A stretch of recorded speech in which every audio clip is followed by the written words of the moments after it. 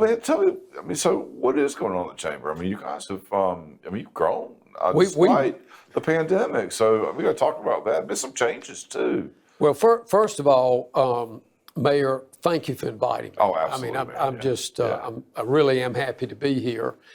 And, almost to the day a year ago, our world, literally the world, changed as we know it. Almost to the day. Yeah. I don't know when the magic was, but it's right about now. We're right at it, give or take. I do remember where I was the night that a group of us had gone to Sunnyside and Williamston to have oysters, and we walked in, and they had their screen zone. ACC tournament was on one, and the NBA was on the other. Okay. And the NBA came across and said, we're canceling the remainder of our season.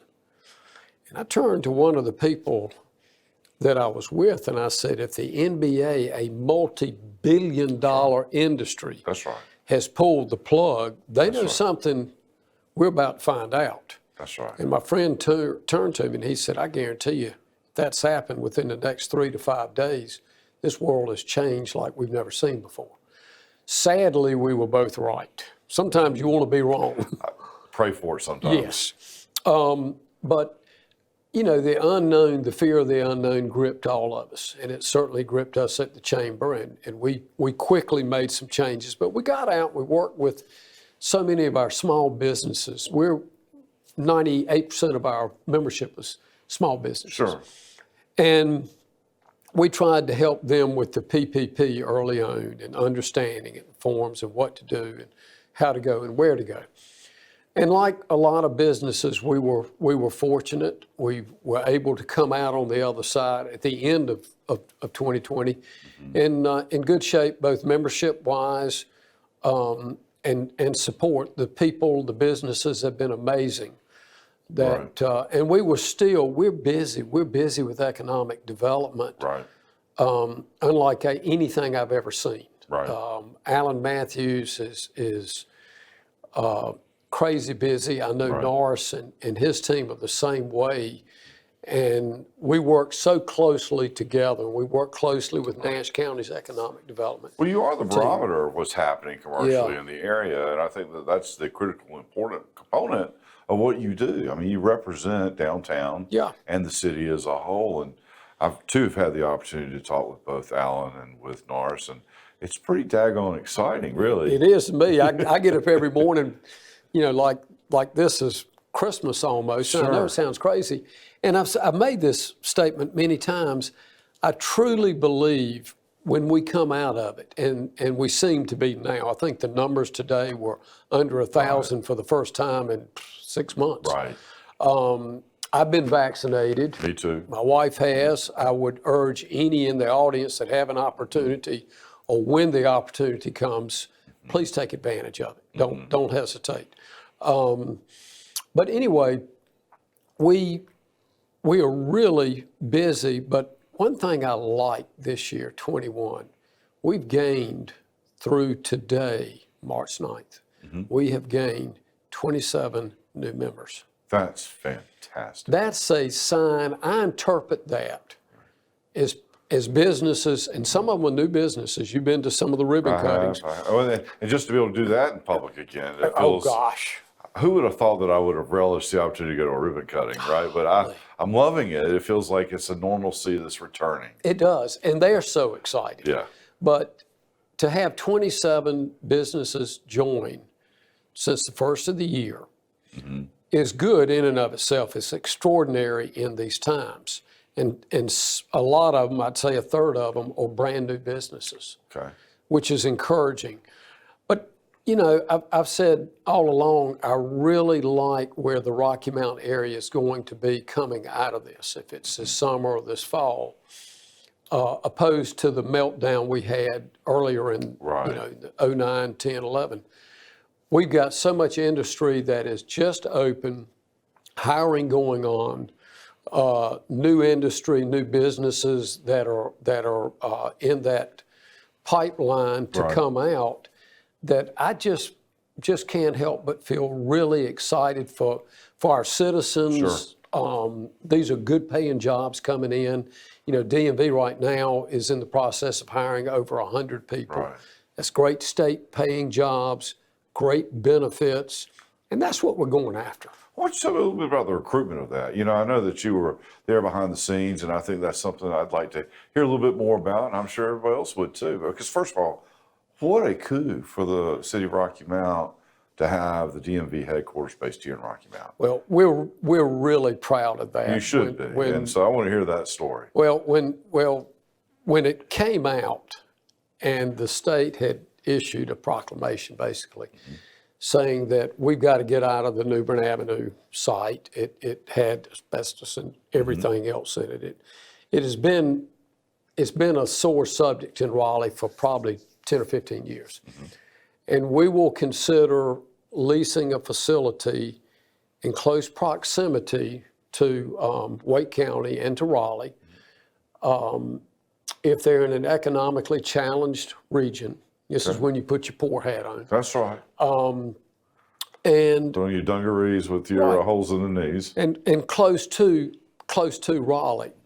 And I called, I read the article and I was on my way to a meeting at Westland. And I'm going by what we refer to as a former Hardee's headquarters. Of course, Centura Bank and PNC was there. It's still Hardee's. It is. And I looked at it and I thought, why not? Coming in from Raleigh, there's only one stoplight, and that's 100 yards from the parking lot. So I called a friend of mine who then, he's since retired, but he was Senate Majority Leader, good friend of mine. He's currently an automobile dealer like I was, Senator Harry Brown. Sure. And I asked him the question, I said, Harry, am I spitting in the wind? And he said, what have you got? And I told him, he said, David, go after it hard. Okay. So with that, after my trip, I went by Norris's office, and he and I started planning our attack, and we went after it, and we worked it for about a year. And we overcame a lot of obstacles. There was a lot of science. I remember getting the tax values on what that property in Raleigh would be worth once it's sold by the state for surplus, assuming they do and developed, and what revenue that would generate for the city of Raleigh and Wake. Sure. Ours being leased would still provide revenue for Nash County and for Rocky Mount at an enhanced value because of it's occupied. Yeah, it's occupied, and there was $10 million worth of upfitting. Oh, that's right. Yeah. So to make it fit what they needed to do. Sure. But really, equally as important for the state, or more important for the state, it was a great deal for the state of North Carolina taxpayers. So it was a win-win, and we really are proud of the fact that we were able to secure the first agency like that size, revenue generating, and move it out of Raleigh, move it to an area that needed the jobs. And so we're extremely proud of it. And every day when I go to the Y and come out in the morning, I look over there and I can't help but smile. The lights are on, the cars are in the driveway. It's great. And I'm right there with you. I'm smiling, and it's exciting.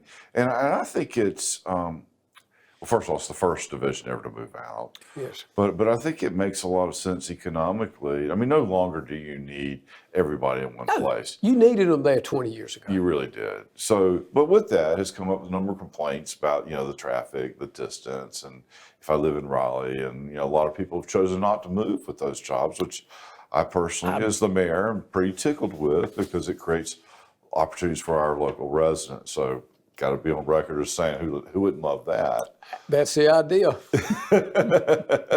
The folks that have elected not to come, right? We anticipated that, and they did too. Some applied to transfer the other departments in the state, which is great. Some chose to retire. Some opened their own business, and that's great. God bless them. I wish them well. Sure. We wanted job openings here. That's right. And so as far as the commute, I'm talking to some of their staff. They love the facility. They say, we're still commuting. And I'll ask a simple question. How many minutes in your car did it take you to get from your home to the office? And what color were your knuckles right when you got there? And how is it coming into Rocky Mount? Oh, it's great coming into Rocky Mount. We don't have any problem. Right. Just wish it was closer. But no, it doesn't take as much time. Well, I know from my house in Rocky Mount to go to where the DMV was in Raleigh, it's not more than 40 minutes. I mean, because I used to make that trip a fair amount back when people had offices. Oh, yeah. But it also created, at least in some of our musings and hearing you, I think, a very creative idea. And that's about creating perhaps a commuter bus or a system that might go back and forth. And you were sharing that with me, gosh, it's probably been maybe a year ago. We're still working on that. Yeah. And the idea, the long-term plan is using DMV kind of as a jump-off point, the starting point, both. Right. That we have a lot of people. Raleigh kind of forgot the number of people with P&C that commute to Raleigh because of the change in headquarters. There's an opportunity for our citizens to get on a nice bus, go to Raleigh. They can read the paper, they can work on the bus, they're not in the traffic, saves wear and tear on their cars. Folks in Raleigh coming this way for not only DMV, but Honeywell, Pfizer, going out to the Kingsborough site, that we would work with the city in providing transportation. You may drop off at DMV, and then some of our city buses, which are powered by Cummins, Right. would go and run these people over. We're looking at 3 buses, kind of a spare, and one going east and one going west, and then they go back and forth. So that's still being worked on as things settle down. We're probably still away from it, but that's going to be part of the solution. Well, that's what I want to talk about a little bit too, because look, a chamber, you lead the way as it relates to recruitment of industry and whatnot, but we recognize that really we kind of live more in a regional existence now, and we have to acknowledge that Raleigh is growing. We're talking about an additional 2 million people over the next 10 years or some such as that. We certainly are feeling the impact now, and we'll feel more of it. But how best to provide a community that has a high unemployment rate with jobs? You want to create them here, but short of that, create jobs and easy transportation to where jobs maybe are growing and booming. So it's a two-way street, and I just want to applaud you for your thought on that. The other thing is, I know when I've talked to some of the larger employers in the area, they struggle a little bit with this notion, I can't get younger people to move to Rocky Mount. I think that's changing. I do too. And I think it will continue to change. The mill has played a large part No in question that. And about then our it. Downtown revitalization Absolutely. is beginning to kick. And that the demographics there like downtowns, and they like things like the mill. But it does create, at least for those industries, an opportunity to be able to say, well, you can have the best of both worlds. You can come in here, you can go to work, go to the office, you go back home to Raleigh if that's what you want to do.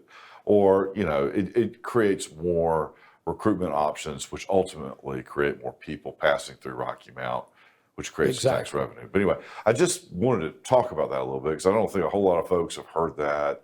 I know that it's not imminent. I know it's not going to happen tomorrow, but just the fact that we're having those types of thoughts and that kind of creative energy, and how do we embrace the power of and, not if then, I think it's just something that's, first of all, a testimony to you and your leadership at the Chamber, and just something that I believe that our community needs more of. Well, we've got great leadership here, but going back to the commute and the housing, you can live in Raleigh and be most anywhere you want to be in Raleigh in 45 minutes. You can live in Rocky Mount and be in Raleigh most anywhere you want to in 45 minutes. Amen to that. Now, the advantage of the twin counties, Rocky Mount, Edgecombe, Nash County, our tax base is a whole lot less. That's right. Square footage for residential is an awful lot less. And you're only minutes from RDU, from a downtown nightlife that's a little different because of the size and scope of Raleigh, the arts and the museums. And you can do that anytime you want to, and you can pay Rocky Mount prices. That's right. So, in our neighborhood in West Haven, we have a lot of people from the Raleigh area that have chosen to relocate here.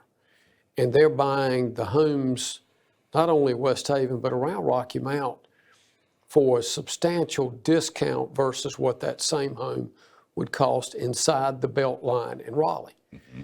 And they're seeing that in technology. One of the blessings COVID has given us is the ability for more people to work out of homes. Mm-hmm. And so I think all those things really play in our favor, and Raleigh's out of land. Well, they are, and we're next door to them. And it's not just land; it's infrastructure, sewer systems, water systems, schools. I mean, those things you can't really grow without having more of them. No, and so we do have enough infrastructure with some capacity of bandwidth to be able to afford that. In fact, I don't know if you noticed, but last night at City Council, the council approved annexing about 161 acres of land and rezoning it to allow for a new neighborhood. Great. And I think it's fantastic. 161 acres converts to, I don't know, I haven't seen the actual plans, but we'll call it 400 to 500. Close to 4, a little over 400 if you figure lots. One house per quarter acre or whatever. So 400 to 500 houses, price range estimated between $200,000 and $400,000. So, that's a nice little pop to our area. And I'll say it also represents one of the first times in a long time that I've seen a neighborhood come in at that size and scope. Been decades. In the city of Rocky Mount. So I see it as sort of that canary in the coal mine in a positive way. I do too. We're starting to see more and more demand for the product and for what we're doing in the community. And workforce housing is important. I know Raleigh's having those conversations, Durham's having them, Chapel Hill's having them. Sure. And we're having them, and we're beginning to address it and realize what we need to do. And all that plays into our economic growth when we can go out, be it Carolinas Gateway Partnership or Nash Economic Development or the Rocky Mount Area Chamber, and we can go out and we know we can support that kind of growth. Right. And we've got to have it. So builders need to pay attention to what the opportunities are here. We know what they are, and we really need that kind of support in housing. Like a new community of 400 or 500 homes, we can bring people in from other counties now to support the jobs that we're creating. Well, Norris Tolson, too, has been saying for 5 years, guys, the jobs are coming. Where are the houses? I need some houses if you want them to stay in your communities. And we're here. And I think the market's finally beginning to recognize that. I think one of the things I'd like to talk to you about as well is some of the programs that the Chamber's doing in terms of helping small businesses start. I mean, the Chamber's not just a rah-rah organization. No, good Lord, It's got a lot of education, but I'm not sure everybody understands that, and I think that it's important to understand the toolbox of tools that you guys provide. Well, one of the things I'm really excited about, we created as part of an answer, part of the solution, and it's going to be a long-term challenge, and this particular committee understands we're talking years. Mm-hmm. It's not a Band-Aid. And it actually came from the Black Lives Matter movement, and I'm not on the political end of it. Sure. But we created a minority business economic development committee. Okay. And Dr. Haywood Parker chairs it. Sure. It's got an amazing steering committee. Mm-hmm. They've been charged with putting this together.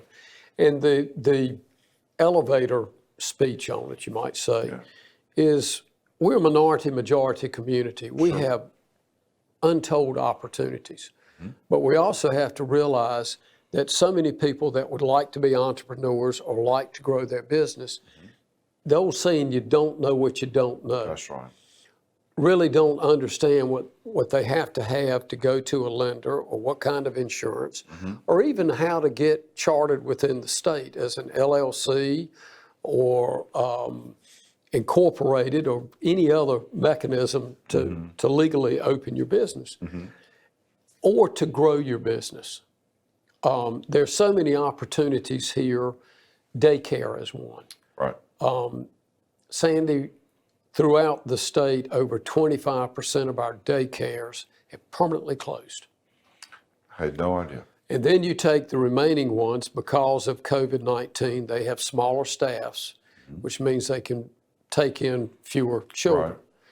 Right. we have a new one that's just opening now. They joined the chamber today, as a matter of fact. And they will be 24/7, which is great. But if I want a job and I have children at home, what do I do with those kids?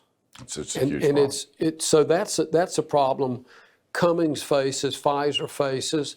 Everybody does. And a Hardee's drive-in faces. That's been my number one issue in the businesses that I've invested in through the years. Women are a tremendous part of the workforce. Oh my goodness, yes, thank goodness. Largely ignored, and those needs are largely ignored. But that's a real cost. It is. Of getting folks into the workforce. So do I choose to go to work, or can I afford, am I making significant dollars relative to the child? Or do I even have a daycare that I can put my children in? Is it even an option? That's a whole nother thing. And that's, you can ride around our community and most any other community and you see all these help wanted signs out there. A large part of it is I've got to choose to have my 8-year-old look after my 3-year-old. That's right. That's not going to work. And go to work or stay home and struggle because there's not enough daycare. But there are all kinds of things, restaurants, boutiques, manufacturing, construction, all sorts of opportunities that we're going to help address. So we work closely, and again, right now, the end of this week, we will be putting on with the SBA and an accountant a Zoom that deals specifically with small business and helping them understand how to prepare to get maybe what they can get from PPP, which will help fund their growth and maybe keep some of them open, replenish those much needed coffers. So we're really boots on the ground with that. Cummins, we help them with different challenges, employment, regulation, and things like that. But the small business doesn't have the HR resources that the large ones have. They don't have the ability all the time to pick up the phone and call a bank because they don't know what questions to ask, or maybe they're a little bit intimidated by, they're not going to think my business is successful enough. And that's not the case. We got great lenders here. No, I understand. I understand exactly. It's you don't know what you don't know. So if you haven't been down that road ever before, or know many people who have, it's hard to get real counsel that you're comfortable with. So it's a little bit intimidating. We just think there's an enormous opportunity. And, the old saying, the rising tide lifts all boats. If we can get that water coming up. That's right. I mean, just think of all the benefits. And get everybody on a boat. Yes. Think of get them on a boat with the rising tide. In the feel of this community. Crime goes down. Sure does. People are unemployment happy, goes down, revenue goes up. All those things. Lifestyle, schools get better. All those things.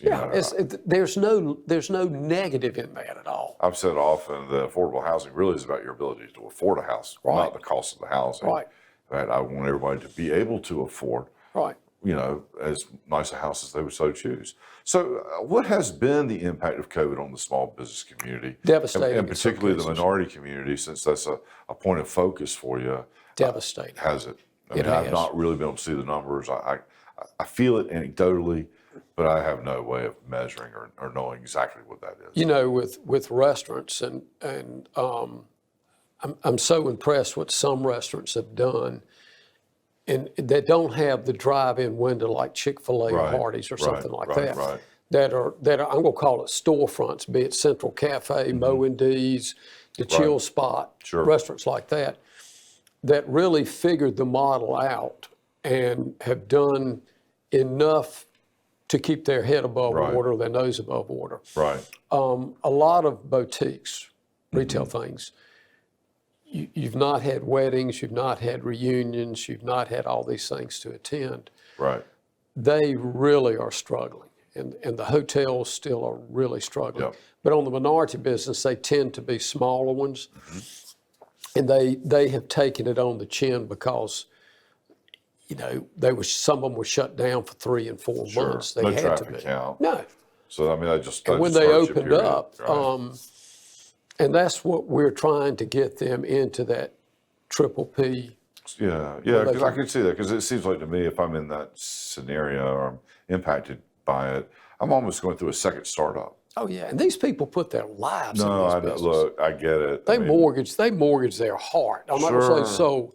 They put everything in it and had a great model, a great product, a great store, a great business, and through no fault of their own, in the blink of an eye, it all changed. I understand. I've been all in, and I was able to stay on the bouncing bar, but have been in situations where, the net didn't exist, and so you got one option.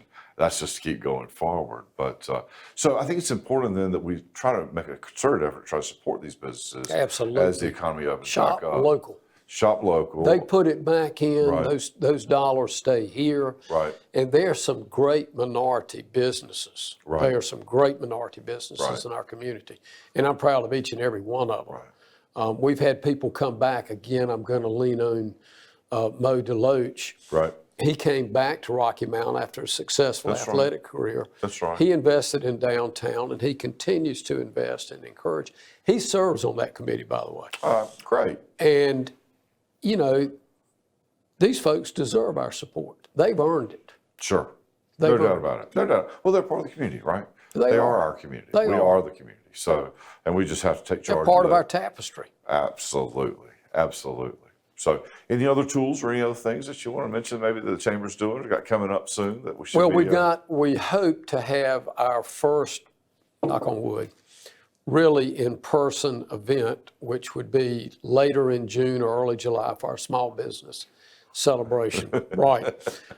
They have been so successful. They're great for networking, and it does celebrate small business. Right. And with our numbers with COVID improving and the outlook, and I think people's enthusiasm, we'll have it with some limitations. Sure. And, we're rolling, but and then we sure hope to have our fall outing and our economic forum. Sure. The women's I'm waiting for the oyster roast to come back. I mean, that's a personal favorite of mine. We've got a couple of events lined up for the event center, like our women's leadership forum and a couple of others. So we're real excited about that. David Joyner's been great to work with and his team. And so, between the meal and the event center, we got a lot going on here. That's fantastic. Well, look, I want to thank you so much for coming on today and sharing what's going on at the Chamber. And, I'm excited about our future and our prospects going forward. And I appreciate all that you do. Well, thank you. And I appreciate what you do and what our city does and our council does. And our two counties, I think we're doing everything we can, and it's going to pay off. It will. It's harkening call it the overnight success, but it's really taken years. The 10-year overnight success, right? Yeah. Anything, if you look back on the success of Fayetteville Street in Raleigh. Oh, yeah. It took a lot longer than people remember. Amen. And that's where we are. Yeah. We're building it.